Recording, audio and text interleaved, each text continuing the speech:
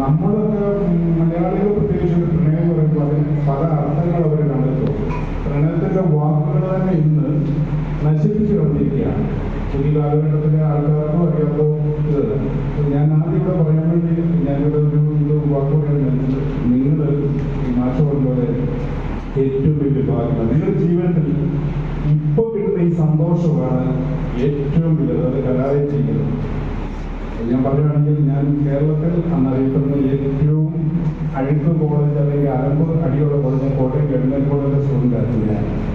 പക്ഷേ അവിടെ പ്രശ്നങ്ങളും കാര്യങ്ങളോടൊപ്പം ആ കലാലയ ജീവിതത്തിൽ അനുഭവങ്ങൾ ഒരിക്കലും മറക്കാൻ പറ്റില്ല. നമ്മുടെ വിഷയത്തിലേക്ക് മാറ്റി. അപ്പോൾ ഒരിക്കലും ആ പെൺകുട്ടിയെ, ഈ അമ്മൂനെ ഞാൻ വിവാഹം കഴിക്കാവുന്ന ഒന്നുമില്ല. ഞങ്ങൾ ആ കുറച്ച് ദിവസങ്ങൾ കൊണ്ട് അടുത്ത് പോരാ.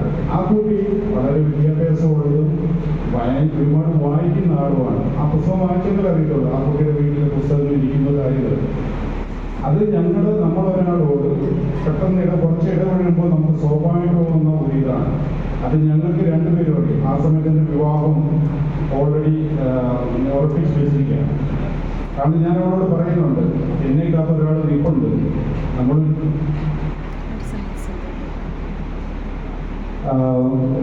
അതൊരിക്കലും അങ്ങനെ ഒരു പ്രണയത്തിന് വേണ്ടി പോയതും അത് പ്രണയമായിട്ടുള്ളതുമില്ല. അപ്പോൾ ആ പുസ്തകം പൂർണ്ണമായിട്ട് മനസ്സിലാക്കി മാത്രമേ അത് നിങ്ങൾ കുറ്റപ്പെടുത്തിയെന്ന് പറഞ്ഞ് അതിൻ്റെ അർത്ഥവും വരുന്നത്. കാരണം ഒരു പേജിൽ എഴുതിയിരിക്കുന്ന അതേ വാക്ക് പിന്നെ എഴുതുന്ന വാക്ക് വേറെ ആയിരിക്കും. അപ്പം തീർച്ചയായിട്ടും നിങ്ങളത് വായിക്കാൻ ശ്രമിക്കുക. ഞാൻ ലൈബ്രറിയിലോട്ട് കൊടുത്തിട്ടുണ്ട് പുസ്തകങ്ങൾ.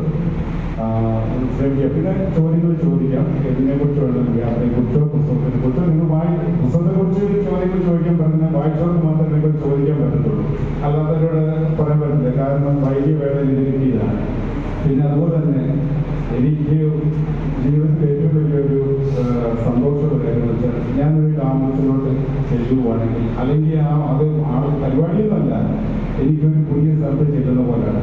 ഞാൻ എപ്പോൾ നാട്ടിൽ വന്നാലും ഏതെങ്കിലും സ്ഥലത്ത് പോകുമ്പോൾ അവിടെ യൂണിവേഴ്സിറ്റി ഉണ്ടെങ്കിൽ അവിടെ ജസ്റ്റ് ആ കോമ്പൗണ്ടിലോട്ട് എത്തിക്കണം. കാരണം നമ്മുടെ ഓർമ്മകൾ, നമ്മുടെ ജീവിതത്തിൽ എന്നും നിലനിൽക്കുന്ന സൗഹൃദങ്ങൾ പറഞ്ഞാൽ ഓർക്കുന്ന സൗഹൃദങ്ങൾ ഈ സ്കൂൾ അല്ലെങ്കിൽ ഈ കലാലയത്തിന് മാത്രമേ ഉള്ളൂ. ഇതിൽ എത്ര വലിയ ആൾക്കാരായാലും ഇതായാലും നമുക്ക് ഓർമ്മകൾ നിൽക്കുന്നത്.